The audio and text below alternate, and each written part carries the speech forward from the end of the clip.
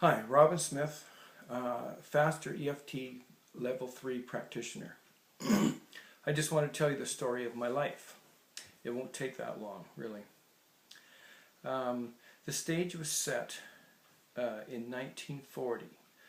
My parents came together with all their baggage, good and bad, and wanted to start a family.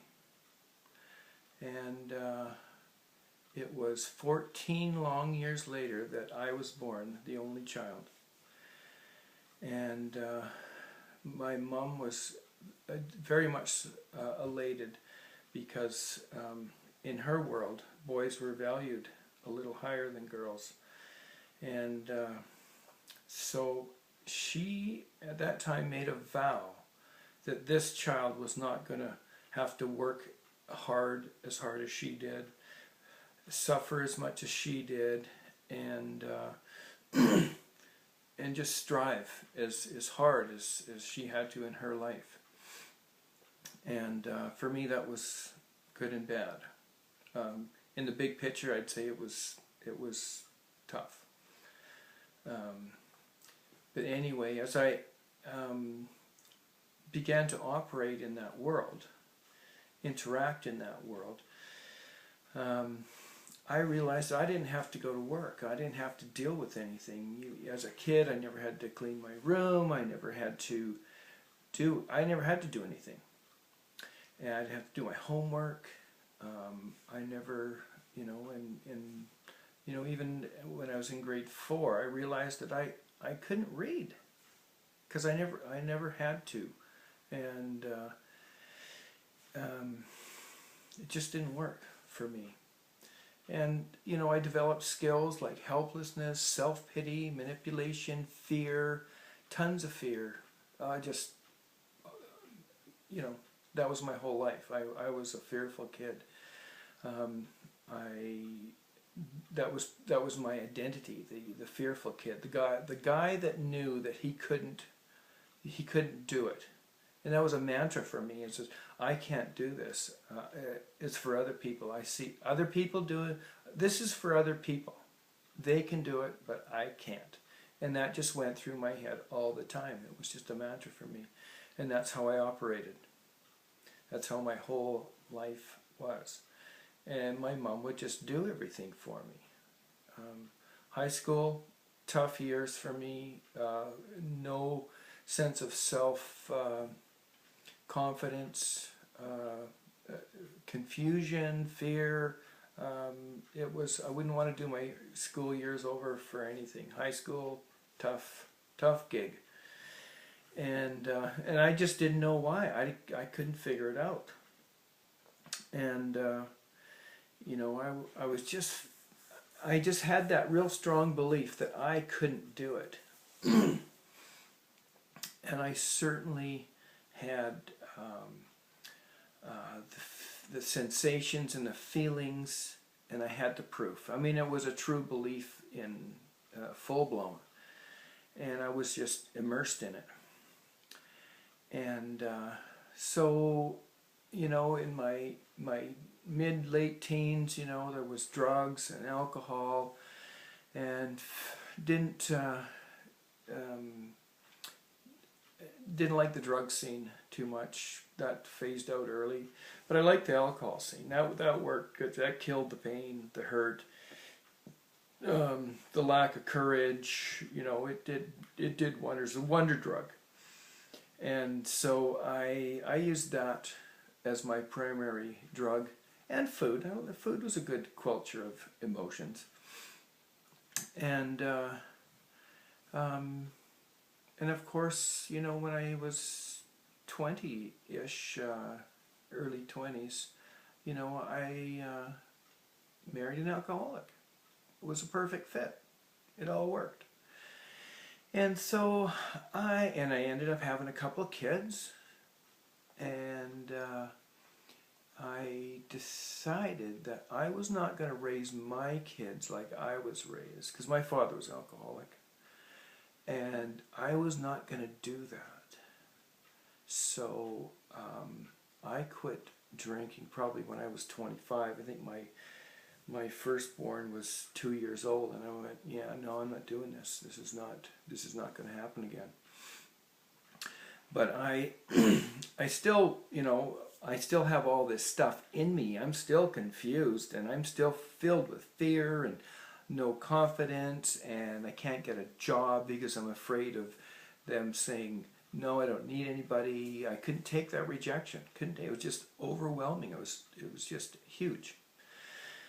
And so I'm still living at home, and this went on for a couple more years, or 3 years, and I couldn't pull it together. So when I was 29 years old, living at home with two kids and a wife, and my mom still gave me $20 on Friday night for gas, and I could see the rest of the world turning around, and it's passing me by. My friends, my neighbors, they got jobs, they got houses, kids, and good jobs, they got toys, and I'm floundering. So I said to my mom, I can't do this anymore. I can't take any more money. I've got to figure this out. I got to get out. And it just broke her heart, because that was her way in life. That was her role in life, and that's how she loved me. And my mom loved me. But it was, her love was tough for me to figure out. And so I moved out and started my my search for what's wrong with me.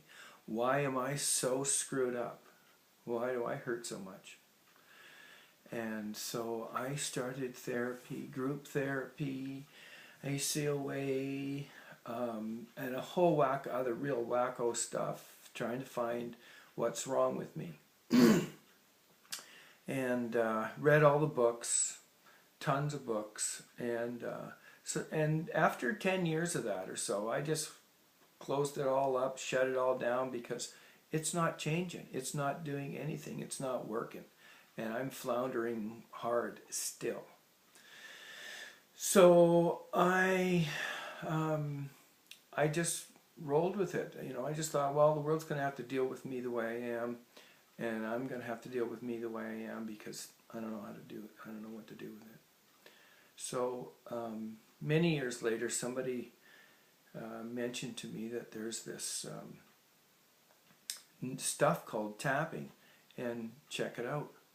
So I started checking it out, and I thought it was kind of a wacko banana thing. But, I was willing to have a look at it. And it was Gary Craig stuff. And the first stuff I got, I'm going, I don't know, man. This is either absolute crap, or this is the neatest thing I've ever seen. So it took me a couple of months of watching this stuff. I got more information, and it took me a couple of months to go, I think this is real. This is something that might work. And so I sent away for the big package and got the deal, and I worked with that for 3 or so years, and got up to a level 2. And then an associate of mine had just come back from Oklahoma City, and she had been to a 2-day seminar with this guy called Robert Smith, and she brought back some DVDs, and she said, check this out. So checked one out, and went back and got a couple more, and you just kind of know that this is the real meal deal. This is the thing that's going to change my life. So I sent away for the ultimate training package, got it, and just started devouring this stuff. It was fun, and it was exciting, and it was real, and things were happening fast for these people, and it was like, wow, this is the deal.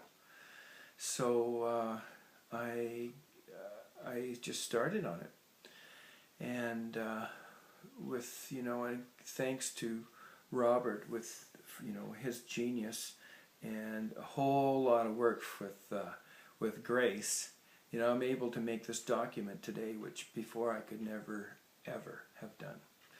It just was out of the question, just was never going to happen. And I feel, you know, I've come such a long way because of this process now. And you know what? And I'm going to Habilitat in January. And, you know, that's the milestone for me. And I'm looking forward to it. I'm excited about it. And so that's the deal. So I guess you'll hear more from me in the future. So, ciao.